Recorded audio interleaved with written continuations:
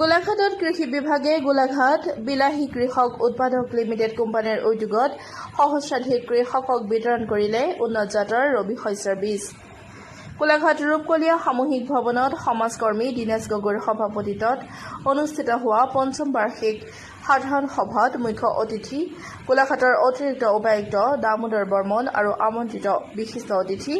হিচাপে উপস্থিত থাকে জিলা কৃষি বিভাগৰ সহকাৰী পৰিচালক ৰঞ্জন বৰুৱা, জিলা মীন উন্নয়ন বিষয়া গণেশ চন্দ্ৰ তালুকদাৰ, বিলাহী কৃষক উৎপাদক কোম্পানীৰ মুখ্য কাৰ্যবাহী বিষয়া আৰু সদৌ অসম পথাৰ পৰিচালনা সমিতিৰ সচিব প্ৰধান বীৰেন গগৈ, পশু চিকিৎসালয়ৰ বিষয়া নৱজিৎ দুৱৰা, পদুম পথাৰ এগ্ৰ অৰ্গেনিক প্ৰডিউচাৰ কোম্পানীৰ চেয়াৰমেন অনঞ্জল লিম্বু, সমন্বয়ক হিমাংশু গায়ন, ৰামু মেধি, বিত্তীয় সমন্বয়ক স্মৃতি ছেত্ৰী, সফল খেতিয়ক প্ৰফুল্ল গগৈ, সঞ্জিত বিশ্বকৰ্মা আৰু লগতে ভালেসংখ্যক গণ্যমান্য ব্যক্তি উপস্থিত থকা পৰিলক্ষিত হয়। উক্ত সভাত প্ৰথমে এগৰাকী কৃষি কৰ্মী মহিলাক বীজ প্ৰদান আৰু এজন সফল কৃষকক প্ৰমাণ পত্ৰ প্ৰদানেৰে কৃষকৰ মাজত ৰবি শস্যৰ বীজ বিতৰণৰ শুভাৰম্ভ অতিৰিক্ত উপায়ুক্ত দামোদৰ বৰ্মন আৰু সহকাৰী কৃষি বিষয়া ৰঞ্জন বৰুৱাৰ। কৃষি বিভাগ আৰু স্বেচ্ছাসেৱী অনুষ্ঠানৰ এনেধৰণৰ প্ৰচেষ্টাই কৃষক ৰাইজক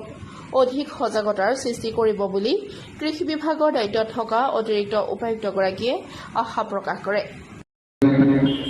কৰ্মকৰ্তা, বিষয়ববীয়া, শ্বেয়াৰহোল্ডাৰ্ছ আৰু আজিৰ সভাত উপস্থিত থকা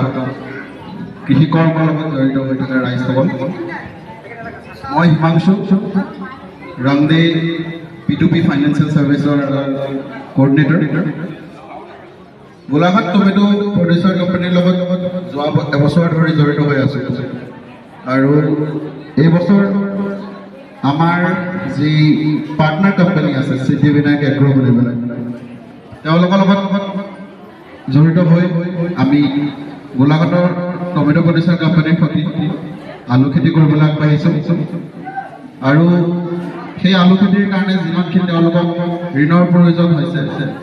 আলু গুটিৰ কাৰণে হওক, সাৰৰ বাবে হওক, কেমিকেলৰ বাবে হওক, সেই গোটেইখিনি আমি তেওঁলোকৰ লগত কৰিবলৈ আগবাঢ়িছোঁ। ৰন্দে যদিও এটা ফাইনেন্সিয়েল অৰ্গেনাইজেশ্যন হয়, যদিও আমি ফাইনেন্স প্ৰভাইড কৰোঁ, কিন্তু আমাৰ প্ৰধান লক্ষ্য ফাইনেন্স নহয়। আমি হৈছে নিজকে পৰিচয় দিব গ'লে আমি এটা হৈছে ডেভেলপাৰ কোম্পানী। আমি অসমৰ যিমানবিলাক ধৰি লওক কৃষক আছে যিসকলে মাটিৰ অভাৱত খেতি কৰিব পৰা নাই বা যাৰ মাটি আছে কিন্তু আৰ্থিকভাৱে সবল নহয় বা আৰ্থিক ঋণৰ প্ৰয়োজন হয়, বহুত বেংকৰ ওচৰত গৈছে বা যিমানবিলাক আমাৰ গাঁৱত মহাজন থাকে বা স্মল ফাইনেন্স বেংক থাকে তেওঁলোকৰ পৰা বহুত বেছি ইণ্টাৰেষ্টত লোন লৈ পেলাই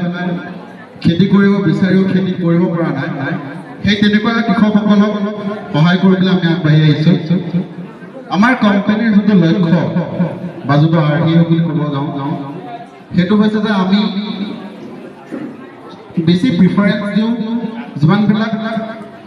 মানুহ আছে যোনে খেতি কৰি আছে, ধৰি লওক আধি কৰিছে, লিজ লৈ কৰিছে, মাটি লিজ লৈ কৰিছে বা এনেকুৱা কৃষক যোনবিলাক মাৰ্জিনেল মানে ক'ব গ'লে যে তেওঁলোকৰ ক্ষমতা আছে, তেওঁলোকৰ মাটি আছে, বাট আৰ্থিক অৱস্থা বা টেকনলজিকেলি ইমান সবল নোহোৱাৰ বাবে আমাৰ যিবিলাক আজিকালি ধৰি লওক আলু খেতি হওক, বিলাহী হওক, বেলেগ শাক পাচলি হওক, ফ্ৰুটছ হওক, মছলা হওক, যিবিলাক খেতিয়ে বাকী গোটেই ভাৰতবৰ্ষত খেতি কৰি আছে, তাৰ খেতিৰ উৎপাদন আমি অসমত তেওঁলোকৰ পৰা কিনি আনি খাই আছোঁ। সেই খেতিখিনি আমি অসমত আগুৱাই সেই খেতিৰ মাৰ্কেটটো যাতে আৰু ডাঙৰ কৰিব পাৰোঁ, তাৰ কাৰণে আমি আগবাঢ়ি আহিছোঁ। আপোনালোকৰ এতিয়া যদি বেংকত মই এতিয়া লোনৰ কথা যদি ক'ব গৈছোঁ যে আমাৰ কোম্পানী কেনেকৈ লোন বা কি প্ৰভাইড কৰে, আপোনালোকে যদি বেংকত লোন ল'ব যায় আপোনালোকৰ। গোলাঘাটৰ পৰা জয়ন্ত কুমাৰ গগৈৰ ৰিপৰ্ট, নিজা খবৰ।